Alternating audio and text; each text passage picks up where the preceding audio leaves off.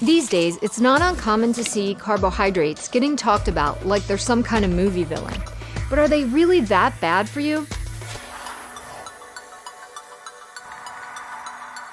The simple answer is no. Carbohydrates are not anyone's enemy. They're a fuel source, like any other, one that you can get from quality whole foods or junk food, one that you can consume in moderation or that you can wildly overdo, one you can use to take your performance to the next level or to sabotage your best efforts and leave you disappointed. There's a lot to unpack here, so let's open the bag and dive into carbohydrates. Grains, fruits, and other carbohydrate sources are best thought of as activity fuel, pure and simple.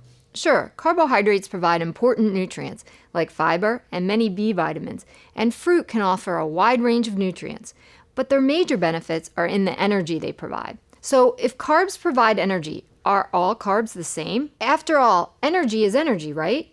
No, the type really does matter. There's a world of difference between sugary carbs and those that come from nutrient-dense sources, what I like to call the brown carbs or high fiber carbs, like whole grains, especially brown ones, like brown rice, oats, and yes, all those ancient and newfangled superfood grains like quinoa, buckwheat, and bulgur. White or sweet potatoes or other fibrous carbs, legumes, even if you're already counting them as a protein source, fruit, whole is best, frozen's okay. Try to limit canned, packed in syrup, or dried if you're trying to watch your calories. And leafy green vegetables. These are very, very hard to overeat, and unlike all the other carb sources here, you can approach them with a pure, the more the better attitude. Why focus on these sources? They're all packed with nutrients, but not loaded with empty calories. There's a big difference between 100 calories of brown rice and 100 calories of Skittles. The brown rice is going to provide you with a lot of nutrients for your 100 calories. The Skittles, they just give you calories. Fiber is another big reason. Fiber plays a crucial role in helping maintain the microbial balance in the gut, or GI tract, and has been shown to help control cholesterol levels, among many other health benefits. But here's another reason. Plenty of active people find when they increase their protein intake up to where it should be, that they get constipated. This is often because their increased protein intake has come at the expense of their fiber intake.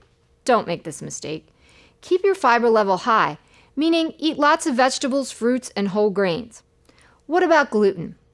Gluten is a protein found in wheat and anything made from wheat, but which also is used in food processing.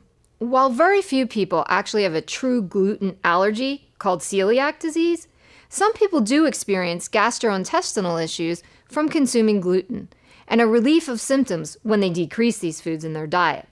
These people should decrease consumption of gluten if by doing so they feel better. However, there is no magic or weight loss results shown to come from this unless it produces a decrease in calories.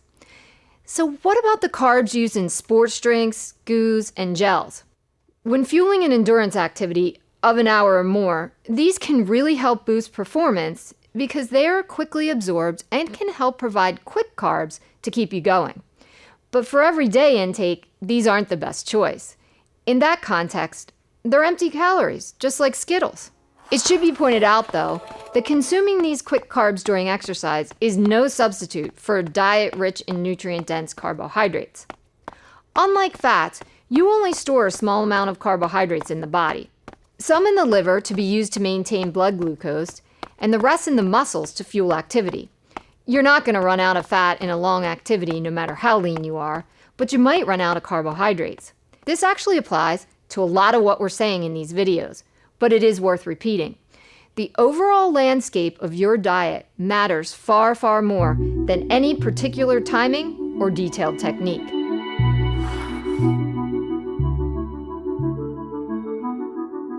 How many carbohydrates you need in a day is a topic of much debate, and it's going to vary widely, depending upon your activity level, your training status, training style, and yes, your goals.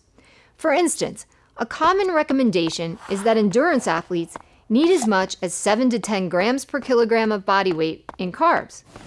That's well over 800 grams of carbs a day for a 185-pound man, or the equivalent of 20 cups of cooked rice.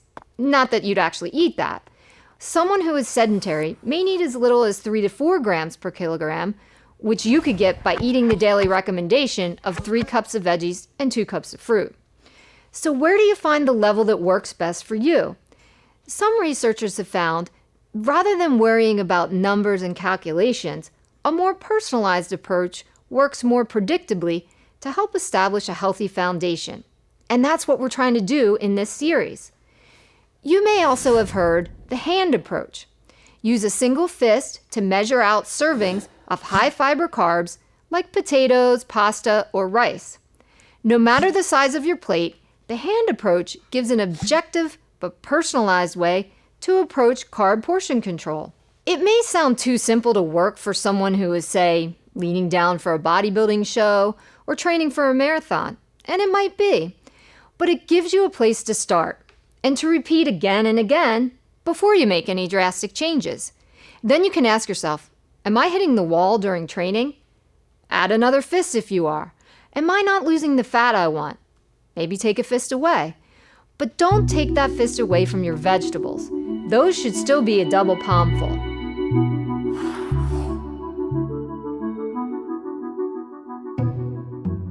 Ketogenic and other low-carb diets have been increasing in popularity in recent years, and admittedly, they can seem pretty enticing, especially considering the fat loss benefits they promise over the short term. Advocates suggest that by cutting carbs and dramatically increasing fat intake, you can train your body to rely on stored fat and molecules called ketones, which they suggest enhances burning of stored body fat.